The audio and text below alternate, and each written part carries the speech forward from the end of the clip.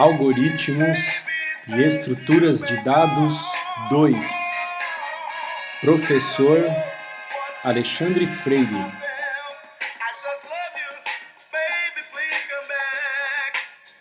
Olá, pessoal. Espero que estejam todos bem. A abertura hoje foi a música I Don't Know What to Do With Myself, do Tim Maia. Sugestão aí de um colega de turma aí. Muito bom, né? Tim Maia, bom demais. Eu particularmente gosto bastante, meu pai também adora. Então boa sugestão aqui. Pessoal, primeira coisa aqui que eu vou falar para vocês na aula aqui. Vou falar sobre o trabalho, tá?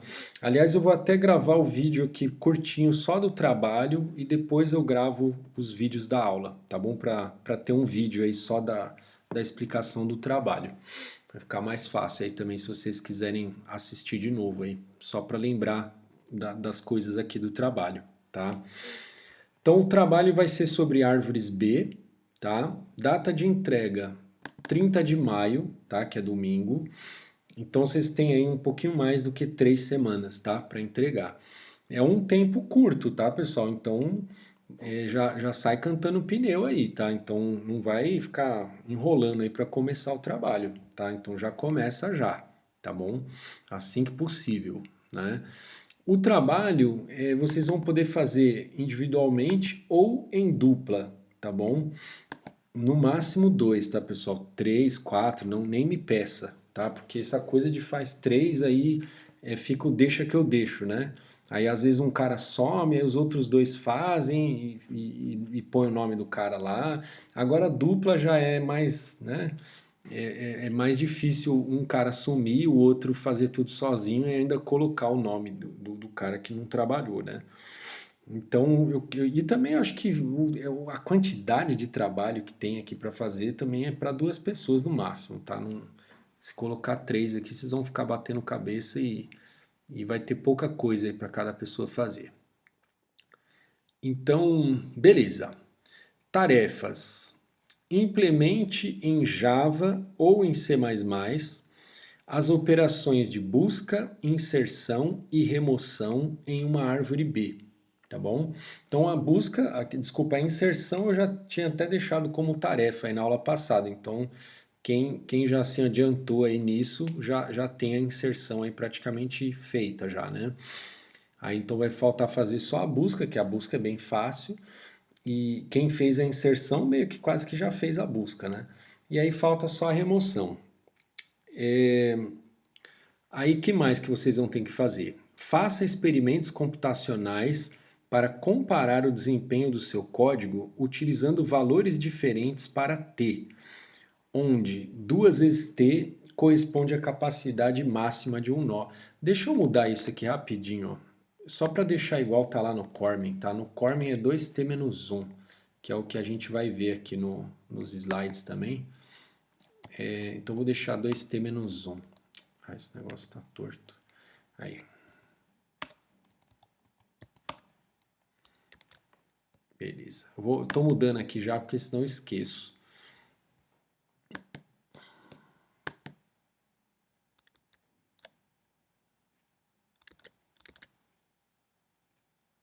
Não atualizou.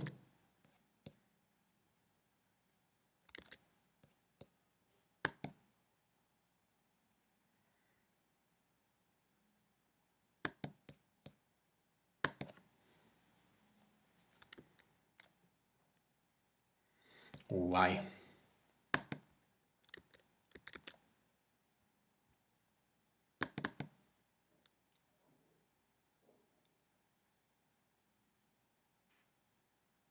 Foi. Tá, então faça experimentos computacionais para comparar o desempenho do seu código utilizando valores diferentes para t, onde 2 vezes t menos 1 corresponde à capacidade máxima de um nó, tá bom? Isso da forma como está definido lá no livro do Cormen. Então, aí, por exemplo, tá? Então, por exemplo, você vai definir o t igual a 1, que a gente viu lá na aula passada que quando esse t aqui é igual a 1, é a que a gente chama de árvore 2-3, né? Que é cada nó ele pode ter dois ou três filhos, né? Aí, esse tipo de árvore com T assim com igual a 1, por exemplo, é uma árvore balanceada para trabalhar em memória RAM. Ela não é apropriada para trabalhar com arquivo, né? Quando a gente usa a árvore B, a gente está querendo com um T grande, tá? Para ter lá o tamanho do nó grande, porque foi toda aquela discussão que a gente fez lá, né? Já que você vai mexer o braço da HD, vai esperar o disco girar para chegar lá a cabeça lá na posição lá no bloco certo que você vai ler, e tudo, toda essa parte mecânica é muito lenta, né? Então é melhor que você já leia vários bytes numa talagada só, ou então escreva, né, vários bytes numa talagada só, porque aí de certa forma você consegue amortizar o custo que você perdeu aí mexendo o braço e mexendo o disco, e você vai amortizar entre esses bytes lidos, né? Que aí você vai falar quanto que eu estou gastando por byte lido, né? Então você vai dividir esse custo aí pelos bytes que você leu.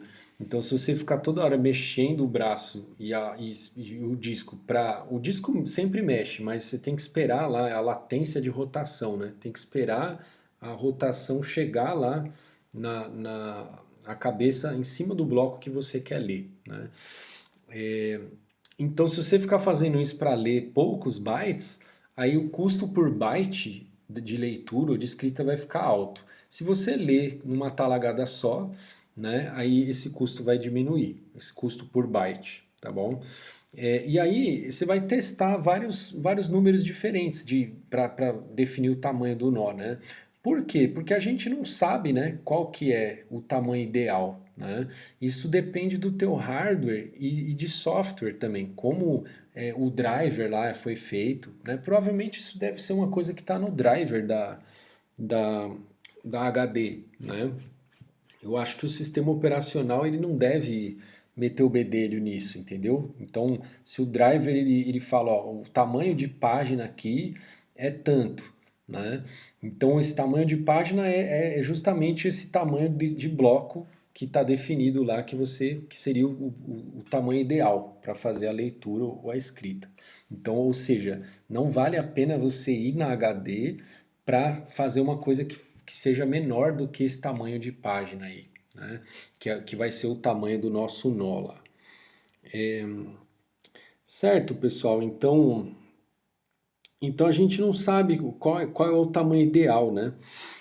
E, e aí então você vai testar uns números diferentes aqui, ó. Então você vai testar, só que eu quero que pelo menos um você teste, com certeza.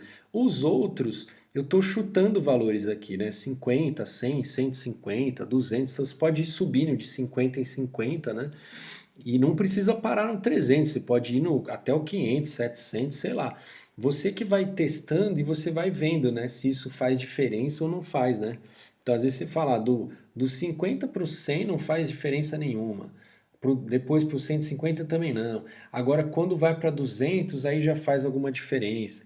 Então, você vai fazer os testes e vai ver o que que faz diferença ou não faz, entendeu? Eu espero que pelo menos você consiga ver que do 1 para, sei lá, para o 300, alguma diferença tem que ter, né? Tá?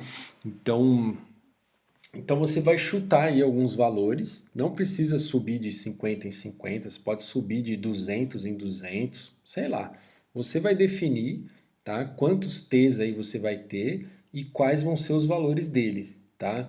Mas pelo menos o 1 eu quero que esteja lá, tá? E o 1 e também alguns outros grandes lá, maiores, né? Médios, maiores, enfim. Depois, gere uma bateria de testes com um número razoável de inserções, buscas e remoções. Tá? E o que eu estou chamando de razoável aqui?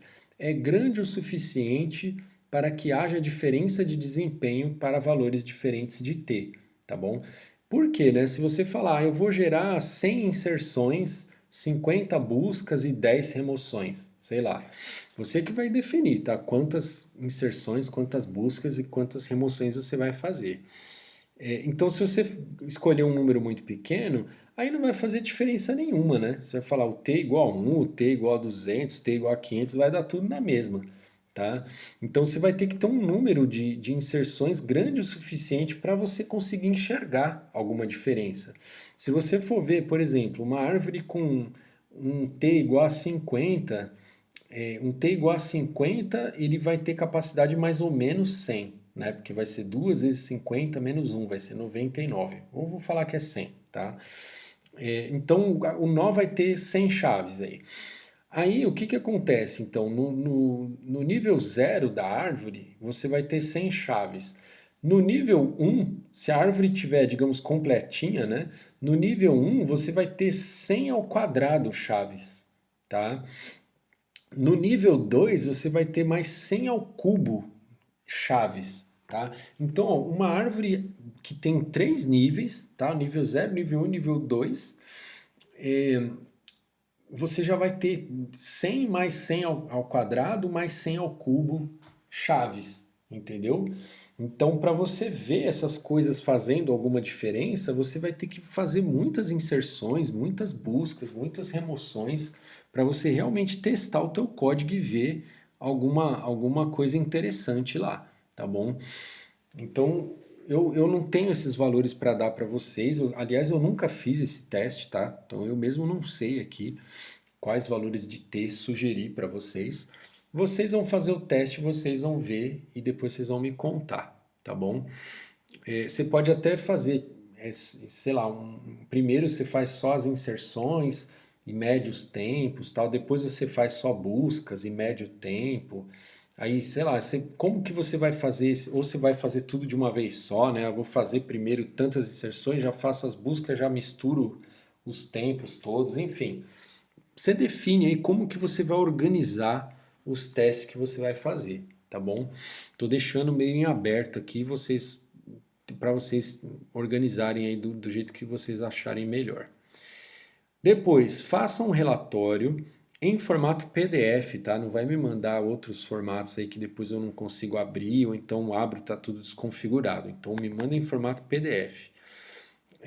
Faça um relatório em formato PDF, incluindo tabelas e gráficos, tá? Então não vai fazer só tabela, não vai fazer só gráfico, eu quero tabelas e gráficos, expondo os resultados dos testes realizados, tá bom? Então você vai colocar lá os valores de T na tua tabela, quantas consultas você fez, lá quantas buscas, quantas inserções, sei lá como você vai organizar isso. E aí você vai colocar o tempo lá que gastou, tal. E, e aí os gráficos também, você pode fazer gráfico de barra, gráfico daquilo outro, você que define aí. E aí você vai então me apresentar esses resultados. O relatório, ele deve apresentar, além dos resultados em si, conclusões sobre os resultados obtidos, tá bom? Então você não vai simplesmente colocar lá os resultados e assumir que eu estou chegando ali a alguma conclusão. Não é isso que eu quero que você me mostre qual foi a conclusão que você chegou, tá? Então você vai escrever no teu relatório, ó, as conclusões que nós chegamos aqui, se fez em dupla, foram essas aqui, ó. Observando tal gráfico, você consegue ver que tal fenômeno aconteceu, né? Então, sei lá, você pode falar, ó, você descobriu, não sei se isso acontece, tá? Mas vamos supor, você descobriu que a partir de um certo valor de T, por mais que você aumente, dá na mesma. Você fala, fazer com 100, com 200, com 300, com 500, dá na mesma. É claro que, meu, isso não é verdade, né? Se você colocar um T igual a 1 milhão, você não vai ter uma árvore, né? Você vai ter um único nó lá, né? Então é óbvio que isso não é verdade, né? Até então, ou seja, se você concluir isso de alguma forma, você está concluindo errado. Mas eu só estava dando um exemplo aqui de coisas que de repente você pode pensar, né? Falar, vamos supor, dali para frente acontece tal coisa, né? Vai ficando cada vez mais lento, né? Você pode falar, se o número T é muito pequeno, fica lento. Aí vai aumentando, ele vai ficando mais rápido. Mas aí depois aumenta demais, aí ele vai ficando mais lento de novo. entendeu? Eu não sei, acho que eu já tô até dando dica demais. Mas então você tem que ter a tua curiosidade, né? Fazer os testes e chegar às conclusões aí e mostrar para mim, tá bom? Então, pessoal, ó, o relatório é importante, tá? Não vai pensar que o código é importante e o relatório é menos importante, faz um relatório meia boca lá, depois vocês vão se decepcionar com a nota que vocês vão tirar, tá bom? Já tô avisando antes aqui, tá?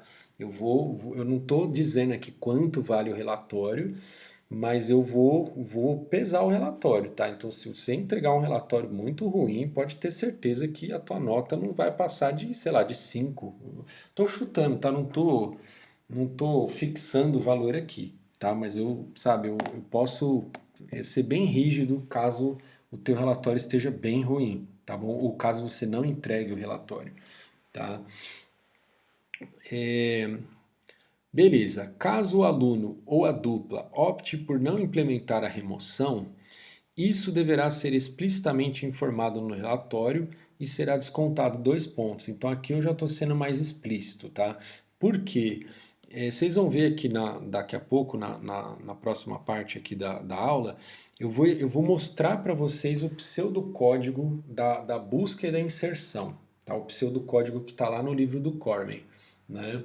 Agora, a remoção, ela não, o Cormen ele não mostra o pseudocódigo da remoção, ele deixa meio que como exercício para você pensar no pseudocódigo. E eu vou fazer isso também, então eu vou deixar como exercício para vocês pensar no algoritmo da remoção. Eu vou mostrar para vocês como ela funciona, mas eu não vou mostrar o código, tá? E aí vocês vão pensar no código e vão implementar. Mas se de repente, né, não conseguir fazer, também não vou descontar muitos pontos, tá? Vou descontar 2 pontos. Não conseguiu fazer remoção, 2 pontos a menos. Dá para tirar uma nota boa ainda se você caprichar, né? Fizer só a inserção, a busca e fizer um bom relatório, você ainda pode conseguir tirar um 8 aí de repente. Gere um arquivo zip contendo apenas os códigos-fonte e o relatório. E não vai colocar mais nada, tá? Não vai encher de arquivos lá. Só quero o código-fonte e o relatório. E submeta no e-disciplinas até o dia 30 de maio, às 23h59 do horário que está lá na plataforma, lá no e-disciplinas, tá bom? Evite deixar para fazer a submissão na última hora, para que não ocorram problemas no envio, tá bom? Então, de repente, você deixou para o último dia, última hora, aí o e-disciplina saiu do ar, né? Então, aí você vai me complicar também, né? Porque eu também fica difícil para mim, né? Eu estipulo o prazo e vocês têm que conseguir cumprir esse prazo, né? Sabendo que pode ter algum um outro imprevisto lá no sistema, então não deixa para a última hora. Após a submissão, só lembrando aqui vocês, né?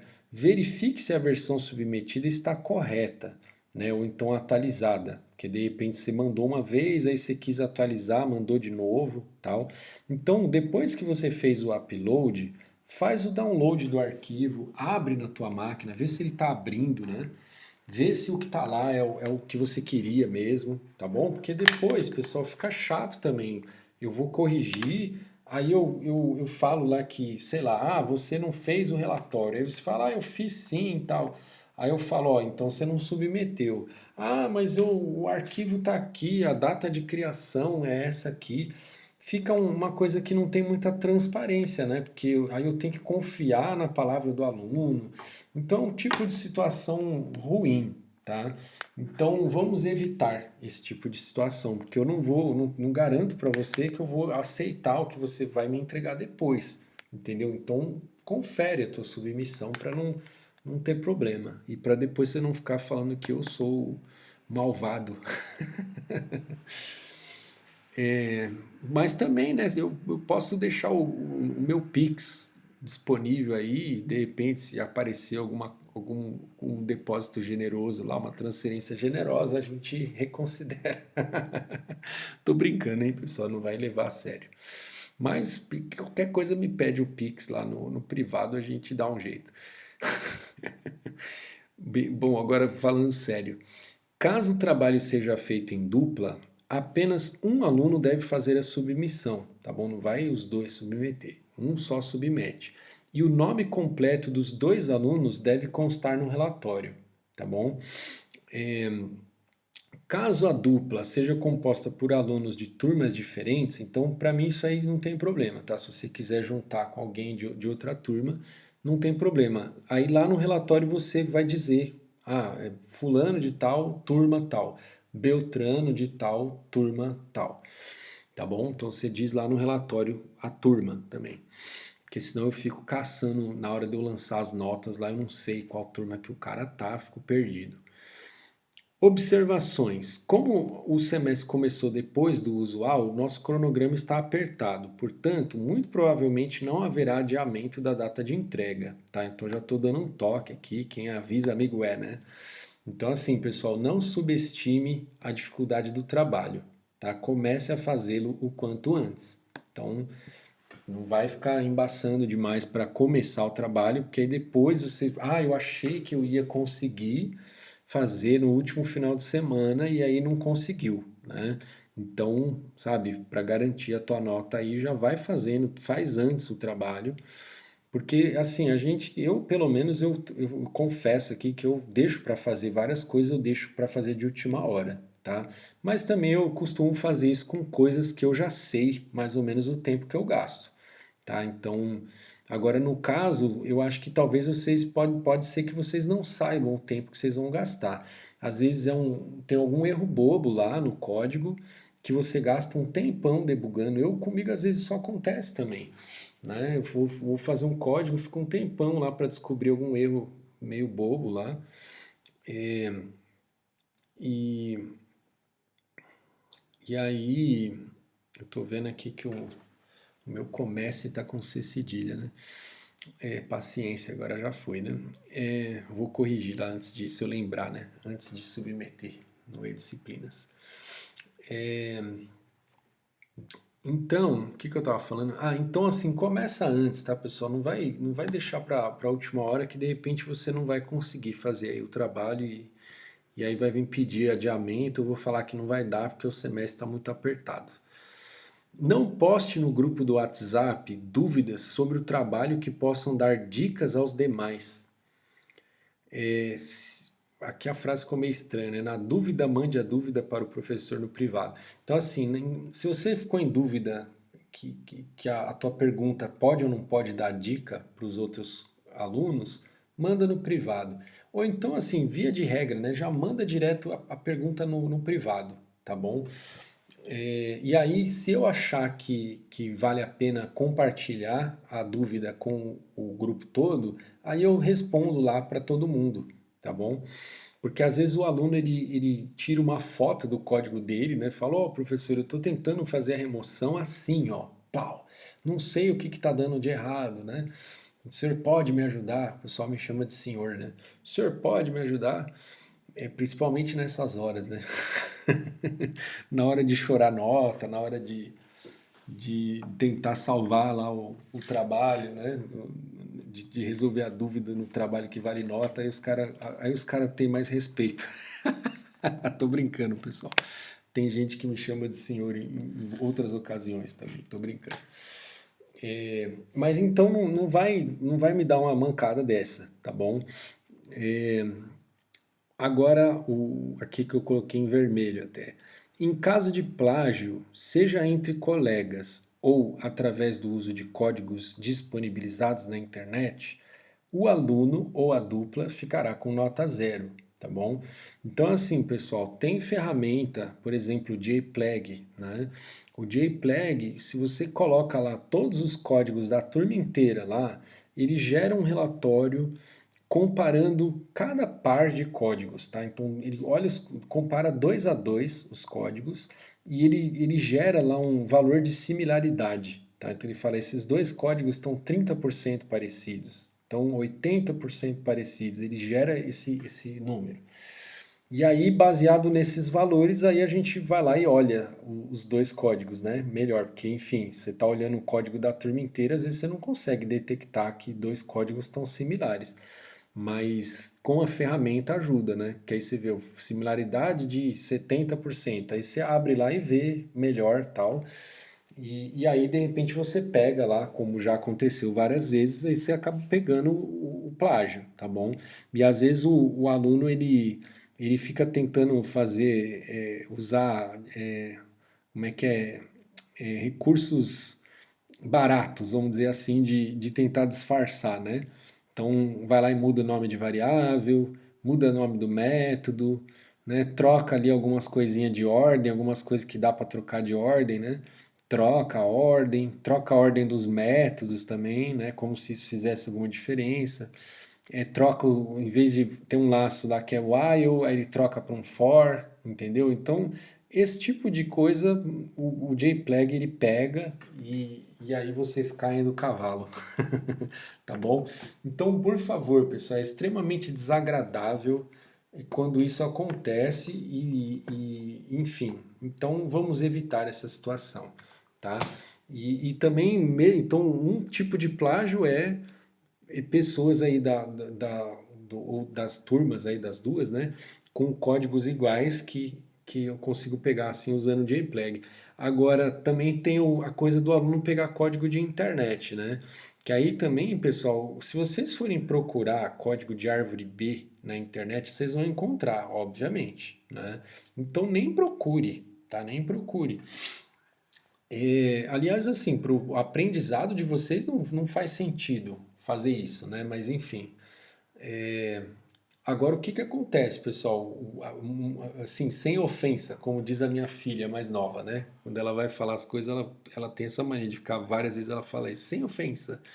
Então, sem ofensas, o que que acontece, pessoal? Muitas vezes o código que a pessoa pega na internet é um código que ele está, digamos, muito bem feito, ele está, digamos, num nível acima do que estaria um aluno normal, digamos, um aluno mediano de graduação. O aluno de graduação não tem lá muita experiência com programação e tal.